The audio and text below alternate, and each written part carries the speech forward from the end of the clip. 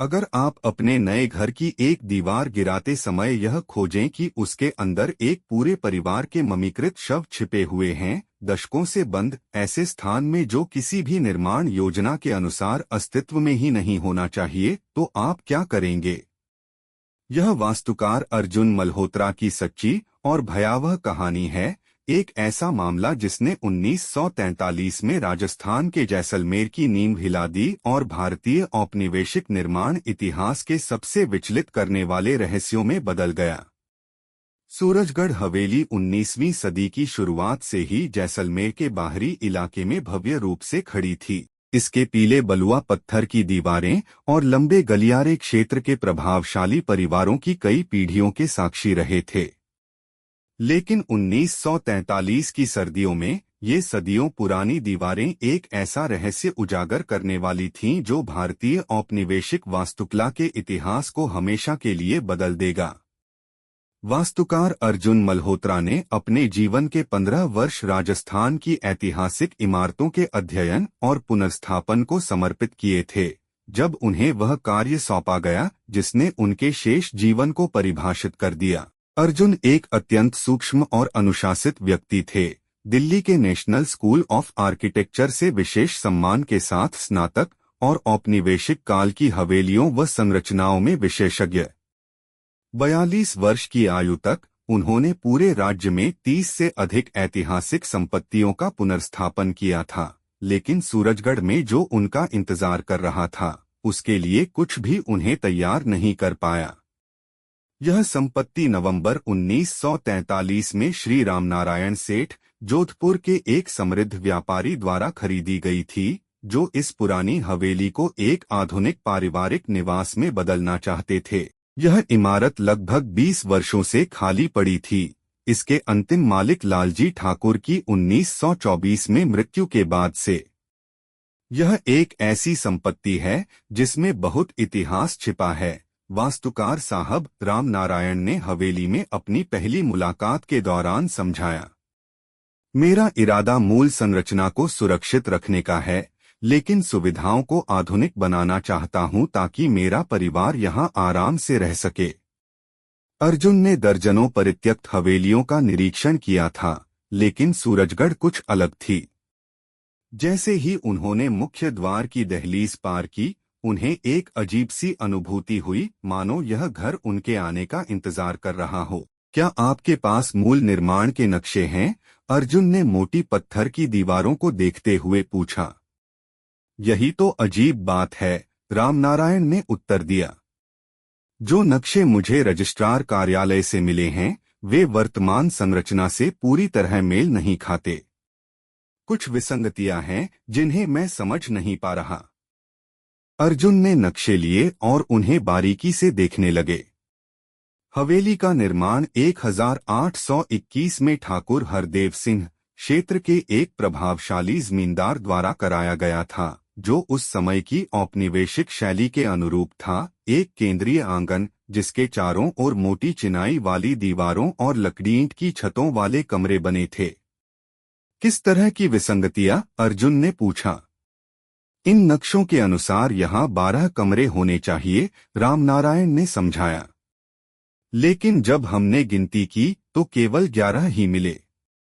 और उत्तरी हिस्से में एक दीवार है जो सामान्य से कहीं अधिक मोटी प्रतीत होती है।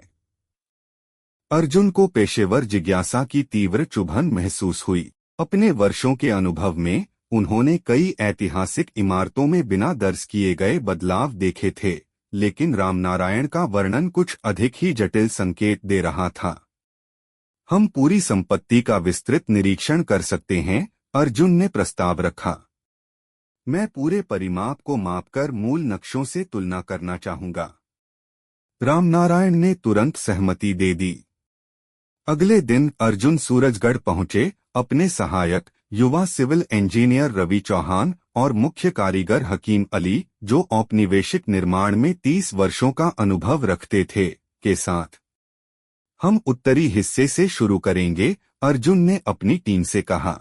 रामनारायण जी के अनुसार यही सबसे बड़ी विसंगतियां हैं।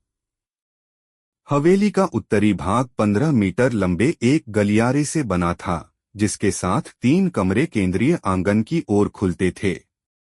लेकिन जैसे ही अर्जुन ने माप लेना शुरू किया, उन्हें महसूस हुआ कि आंकड़े मेल नहीं खा रहे थे। रवि, बाहर से गलियारे की कुल लंबाई नापो, अर्जुन ने कहा। रवि ने अपनी मापने की टेप निकाली और सावधानीपूर्वक मापा, 18 मीटर। वास्तुकार साहब, यह अजीब है, अर्जुन ने धीमे स्वर में कहा। अंदर से यह गलियारा केवल 15 मीटर का है। मुख्य कारीगर हकीम अली उस दीवार की जांच करने आए जो अंतिम कमरे को उत्तरी छोर से अलग करती थी। वास्तुकार साहब, यह दीवार निश्चित रूप से सामान्य से कहीं अधिक मोटी है। ऐसी हवेलियों में अंदरूनी दीवारें आमतौर पर 50 से 60 सेंटीमीटर की होती हैं। यह लगभग 1.5 मीटर मोटी है। अर्जुन को लगा कि उन्होंने कुछ अत्यंत महत्वपूर्ण खोज लिया है। क्या यह आपराधिक? अर्जुन ने पूछा। क्या यह किसी पुराने समय का पारिवारिक दफन भी हो सकता है? नहीं, वास्तुकार साहब, इंस्पेक्टर ने दृढ़ता से उत्तर दिया। कोई भी पूरे परिवार को दफनाने के लिए दीवार में सील नहीं करता। यह किसी कहीं अधिक भयावह चीज की ओर संकेत करता है। दिन भर यह स्थान एक सक्रिय आपराधिक जांच स्थल में बदल गया। इंस्पेक्टर सिंह ने दीवार को पूरी तरह खोलने के लिए एक बड़ा दल संगठित किया, जिसमें पूरे कार्य को दर्ज करने के लिए पुलिस फोटोग्राफर भी शामिल थे। हम अत्यंत सावधानी से काम करेंगे, इंस्पेक्टर ने समझाया। हर कदम की तस्वीर ली जाएगी और उसे दस्तावेज किया जाएगा। अगर मेरी आशंका सही है, तो हम जैसलमेर के इतिहास के सबसे भयावह अपराधों में से एक का सामना कर रहे हैं। अगले दिन मंगलवार 7 दिसंबर 1943 दीवार को व्यवस्थित रूप से खोलने का काम शुरू हुआ। यह कार्य डॉक्टर वर्मा की प्रत्यक्ष निगरानी में और पुलिस के आधिकारिक फोटोग्राफर अमित सक्सेना की उपस्थिति में किया गया। हम पत्थरों को एक एक करके हटाएंगे, हकीम अली ने टीम को निर्देश दिए। हम दृश्य को यथासंभव सुरक्षित रखना चाहते हैं। जैसे जैसे बलुआ पत्थर के ब्लॉक हटाए जाते गए, खोज की भयावहता और स्पष्ट होती गई। सील किए गए स्थान में 2 या 3 नहीं, जैसा कि प्रारंभ में अनुमान लगाया गया था, बल्कि कुल 7 मानव शव मौजूद थे। डॉक्टर वर्मा, इंस्पेक्टर सिंह ने कहा, क्या आप हमें एक प्रारंभिक आकलन दे सकते हैं? डॉक्टर वर्मा ब्लॉकों को हटाए जाते समय ध्यानपूर्वक निरीक्षण कर रहे थे। जो मैं देख पा रहा हूं उसके आधार पर, उन्होंने कहा, यहां 2 वयस्क, 2 किशोर और 3 बच्चे हैं। एक पूरा परिवार। क्या आप मृत्यु का कारण निर्धारित कर सकते हैं? इसके लिए अधिक विस्तृत परीक्षण की आवश्यकता होगी, डॉक्टर वर्मा ने उत्तर दिया। लेकिन प्रारंभिक रूप से मुझे किसी स्पष्ट शारीरिक आघात के संकेत नहीं दिखते। क्या यह संभव है कि उनकी मृत्यु दम घुटने या भूख से हुई हो? रहस्य और गहरा होता महसूस हुआ। क्या यह संभव है कि उन्हें जिंदा सील किया गया हो? अर्जुन ने पूछा। यह एक संभावना है जिसे हम नजरअंदाज नहीं कर सकते, डॉक्टर वर्मा ने गंभीर स्वर में उत्तर दिया। जब दीवार अंततः पूरी तरह खुल गई, तो जो दृश्य सामने आया वह हृदय विदारक था।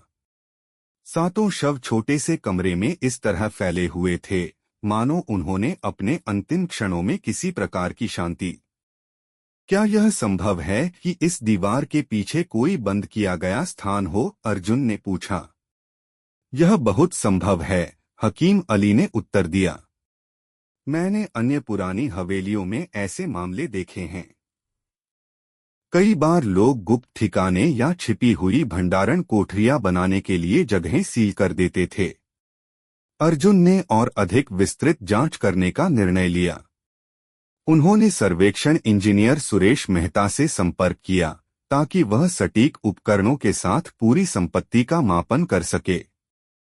फोन पर अर्जुन ने समझाया, मुझे सूरजगढ़ हवेली का एक बेहद विस्तृत नक्शा चाहिए। मूल योजनाओं और वर्तमान संरचना के बीच स्पष्ट अंतर हैं। सुरेश 2 दिन बाद हवेली पहुंचे अपने सबसे उन्नत मापन उपकरणों से लैस होकर। पूरे दिन की मेहनत के बाद उन्होंने अर्जुन की आशंकाओं की पुष्टि की। निश्चित रूप से यहाँ एक ऐसा स्थान है जिसका कोई आधिकारिक रिकॉर्ड नहीं है, सुरेश ने रिपोर्ट दी। मेरी गणनाओं के अनुसार उत्तरी दीवार के पीछे लगभग 4 मीटर गुना 3 मीटर का एक कमरा है।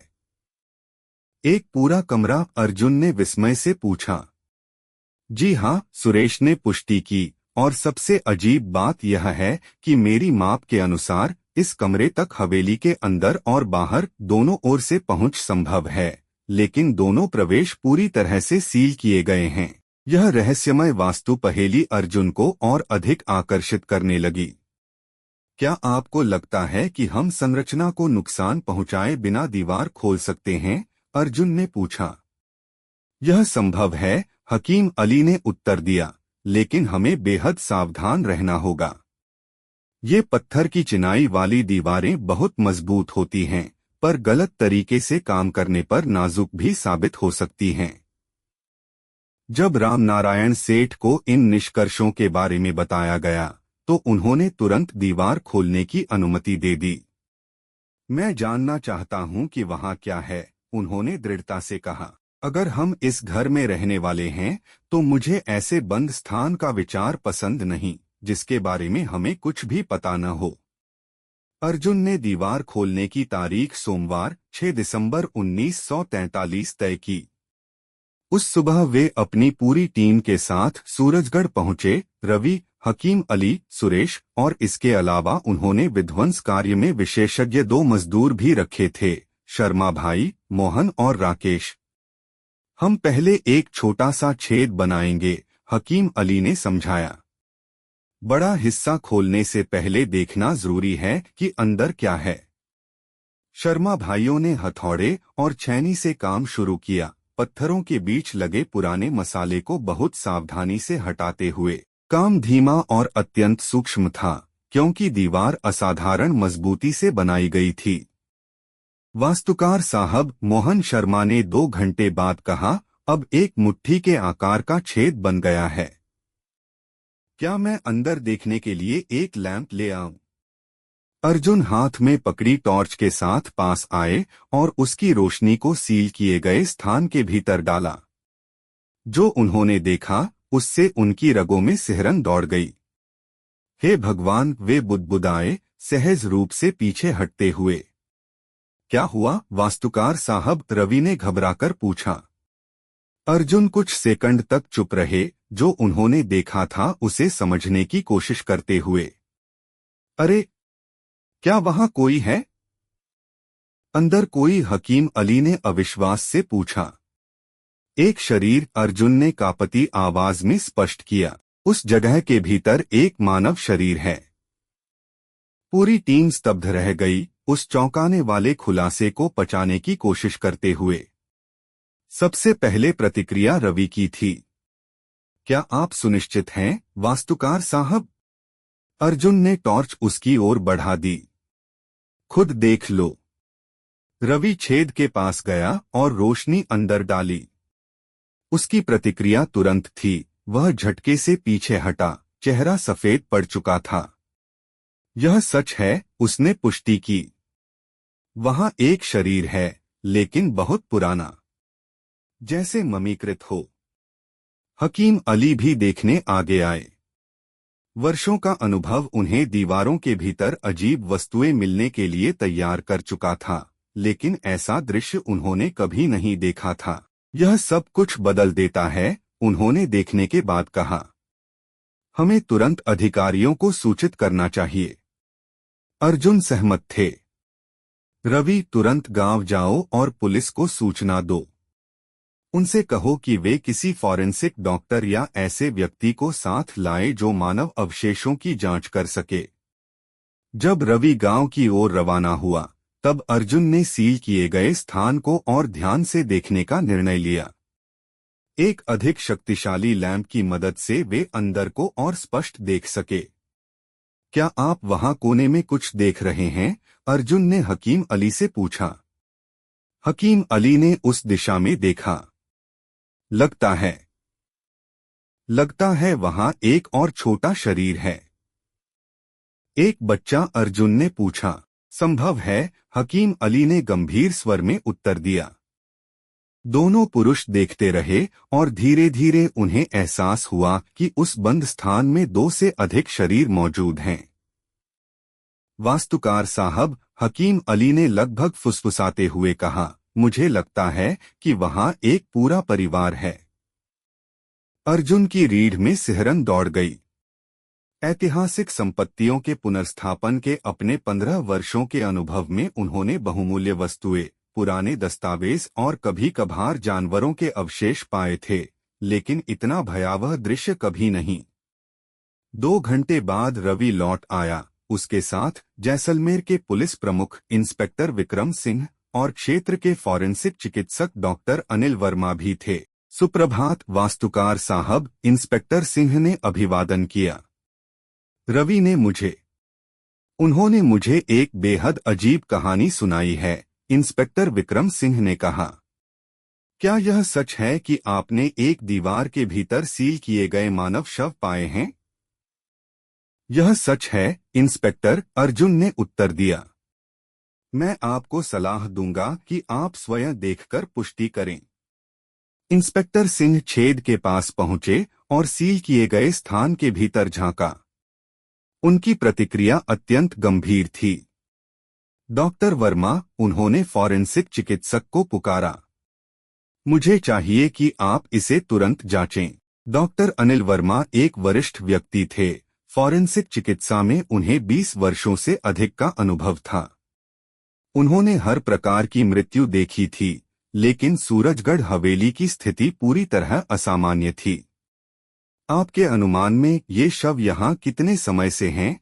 उन्होंने दीवार का कई मिनट तक निरीक्षण करने के बाद वास्तुकार से पूछा। यह दीवार मूल निर्माण का हिस्सा प्रतीत होती है, अर्जुन ने उत्तर दिया। यदि ऐसा है तो ये शव 100 वर्ष से भी अधिक पुराने हो सकते हैं। यह संरक्षण की स्थिति से मेल खाता है, डॉक्टर वर्मा ने टिप्पणी की। पूरी तरह से सील किया गया स्थान और राजस्थान की शुष्क जलवायु ने प्राकृतिक ममीकरण के लिए आदर्श परिस्थितियां बनाई हैं।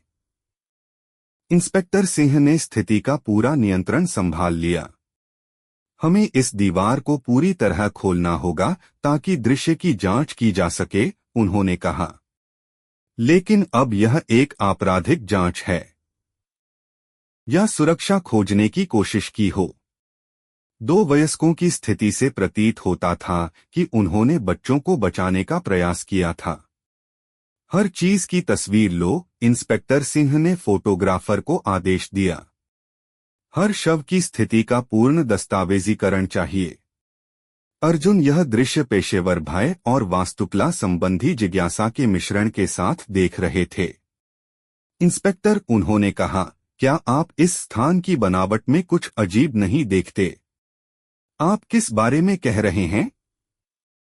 इस कमरे में कोई खिड़की नहीं है, लेकिन कोई भी वेंटिलेशन सिस्टम भी नहीं है, अर्जुन ने समझाया। यह पूरी तरह से सील है।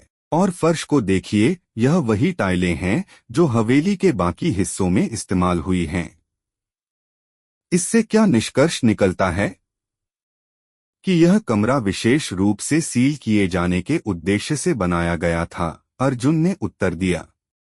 यह कोई ऐसा स्थान नहीं है जिसे बाद में बंद किया गया हो। इसे शुरू से ही एक कैदखाने के रूप में डिजाइन किया गया था। डॉक्टर वर्मा ने शवों की प्रारंभिक जांच शुरू कर दी थी। इंस्पेक्टर, एक और बात है जो मुझे बतानी होगी। आपने क्या पाया, डॉक्टर? शवों का संरक्षण असाधारण है, डॉक्टर वर्मा ने समझाया। लेकिन उससे भी अधिक महत्वपूर्ण यह है कि मुझे भागने की कोशिश के प्रमाण मिले हैं। किस प्रकार के प्रमाण? दीवारों पर खरोंच के निशान, डॉक्टर वर्मा ने संकेत दिया, खासकर उस स्थान के आसपास जहां दरवाजा होना चाहिए था। और कई शवों के नाखून टूटे हुए हैं और उन पर खून के निशान हैं। इंस्पेक्टर सिंह ने दीवारों पर बने निशानों की जांच की।